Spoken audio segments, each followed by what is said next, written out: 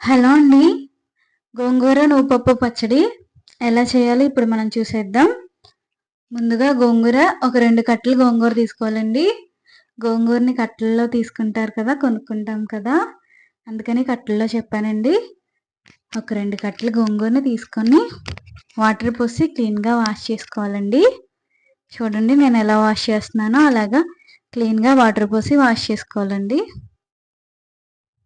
ఇలా వాష్ చేసుకున్న తర్వాత దీన్ని పక్కకు తీసేసుకొని పొయ్యి మీద ఒక బాణా పెట్టి ఆ బాణాలో ఈ గోంగూర వేసి ఉడికించుకోవాలండి.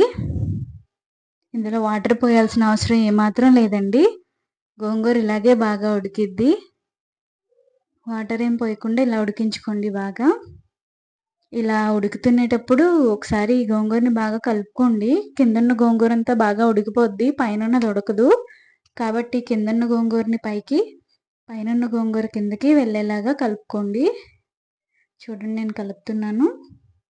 కింద గోంగూరని పైకి లాగుతూ పైన గోంగూర అంతా కిందకి వెళ్ళేలాగా ఇలా కలుపుకుంటూ ఉంటే ఒక 2 మినిట్స్లో ఉడికిపోయిద్దండి. చూడండి గోంగూర ఎలా ఉడికిందో. ఇలా ఉడికిన తర్వాత గ్యాస్ ఆఫ్ చేసి పక్కకు గోంగూర తీసేసుకోవాలండి. తర్వాత మళ్ళీ ఒకసారి గ్యాస్ వెలిగించి ఒక బాణ పెట్టుకొని అందులో కొన్ని పచ్చిమిరపకాయలు వేసుకోవాలండి. పచ్చిమిరపకాయలు గిల్లి ఎందుకు వేయాలంటే పచ్చిమిరపకాయలు అనేది అవి ఏగేటప్పుడు పేలుతాయండి, టప్ టప్ అంటూ పేలుతాయి. ఇలా కట్ చేసి వేసుకోవడం వల్ల అవి పేలకుండా ఉంటాయి. దానివల్ల ఇలాగా పచ్చిమిరపకాయలు కొంచెం గిల్లి వేసుకోవడం వల్ల పేలకుండా ఉంటాయి. పచ్చిమిరపకాయలు వేగిపోయిన తర్వాత అండి అదే నూనెలో కొద్దిగా వేరుశెనగ గుళ్ళు కూడా వేపాలి. వేరుశెనగ గుళ్ళు, కొద్దిగంత నువ్వుపప్పు, అందులో కొంచెం ఒక 1/2 స్పూన్ మెంతులు వేసానండి. చూడండి ఇలా అన్నీ కొంచెం వేగిపోయిన తర్వాత తీసి మిక్సీలో వేసుకున్నానండి. మిక్సీ జార్లో వేసుకున్నాను. అందులోనే కొద్దిగంత ఉప్పు కూడా వేసుకున్నాను. ఇప్పుడు దీన్నంతటినీ మిక్సీ పట్టేసిన తర్వాత ఎప్పుడైతే ముందు మనం ప్రిపేర్ చేసుకున్న గోంగూర ఉందో దాన్ని కూడా ఇందులో వేసేసి మొత్తం అంతా కలిపి ఒకసారి మిక్సీ పట్టేసుకోవాలండి. మొత్తం ముందు కలిపిన గోంగూరతో సహా కలిపి మిక్సీ పట్టేసుకోవాలి. నెక్స్ట్ తాలింపు పెట్టుకోవాలండి.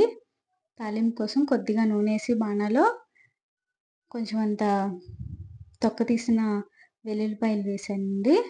తర్వాత కొంచెం ఎండుమిరపకాయలు వేసానండి.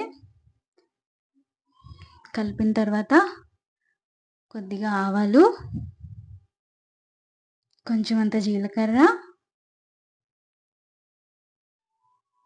కొంచెం శనగపప్పు కూడా వేసుకుంటున్నానండి. శనగపప్పు కూడా వేసుకోవడం వల్ల ఏంటంటే ఇంకా బాగుంటుందండి తినడానికి.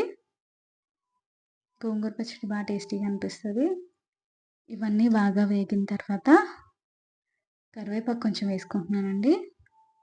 నేను కొంచెం పెద్ద మంటలో పెట్టాను, అందుకే పొగ వచ్చింది. కరివేపాకు కూడా వేసుకున్న తర్వాత ముందుగా ఏదైతే మిక్సీ పట్టుకున్నామో ఆ పచ్చడి అంతా అందులో వేసి బాగా కలుపుకోవాలండి. అంతే అండి, ఎంతో వేడివేడిగా టేస్టీగా గోంగూర నువ్వుపప్పు పచ్చడి రెడీ అయిపోయింది. చాలా అంటే చాలా బాగుంటుందండి. ఒకసారి ట్రై చేసి చూడండి.